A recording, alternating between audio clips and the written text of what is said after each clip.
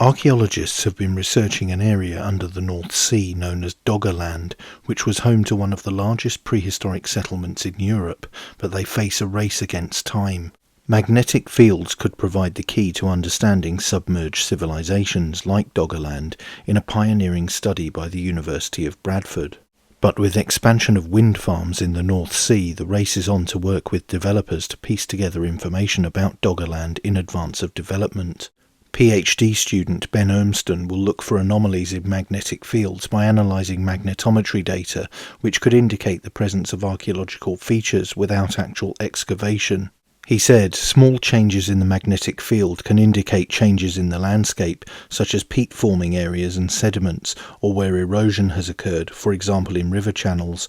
As the area we are studying used to be above sea level, there's a small chance this analysis could even reveal evidence for hunter-gatherer activity. That would be the pinnacle. We might also discover the presence of middens, which are rubbish dumps that consist of animal bone, mollusk shells and other biological material that can tell us about how people lived.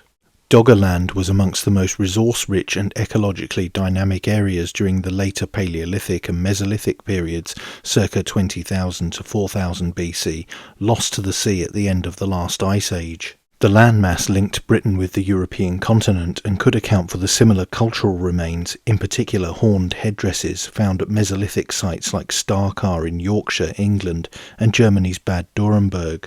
No in-situ remains have been found, and the only artefacts from the 185,000 square kilometre site were recovered largely by chance, meaning our knowledge of the inhabitants and their lifestyles is extremely limited.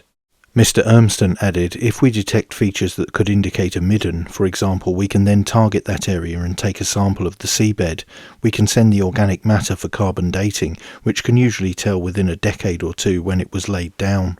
We are hoping the data we have been given will match up with areas already studied by the Lost Frontiers team at the university to add to the knowledge built over the last 20 years. It's feeding into an active area of interest and research. The University of Bradford School of Archaeological and Forensic Sciences is well known as a global hub of digital heritage and marine paleo-landscape research. Its Submerged Landscape Research Group has previously explored Doggerland through a combination of seismic mapping, the study of sediments, and current knowledge of prehistoric behaviour.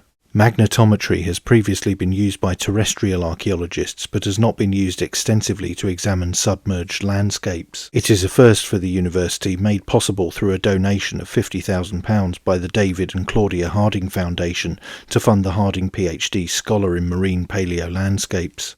The Foundation's Executive Director, James Holmes, said, "We are excited to be able to support research into one of the more intriguing chapters of European history and anticipate that a systematic, data-driven approach to marine archaeology will unveil many mysteries in the coming years."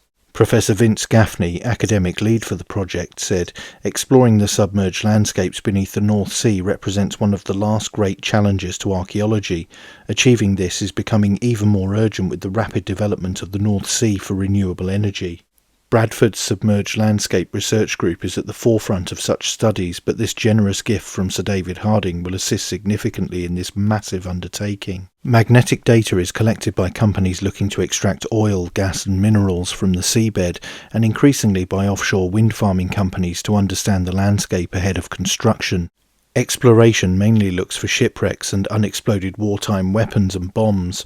Magnetometers are instruments which look similar to torpedoes, which are dragged through the water by cables attached to survey vessels to survey the magnetic fields on the seabed. Prehistoric archaeology within submerged coastal landscapes is facing considerable risk. There is currently an unprecedented expansion of offshore wind power.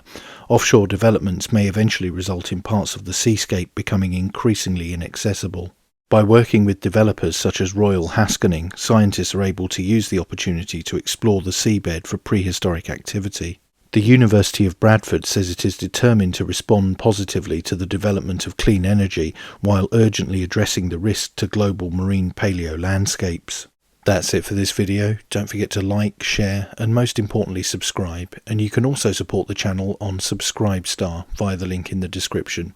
Thanks for watching. Bye for now.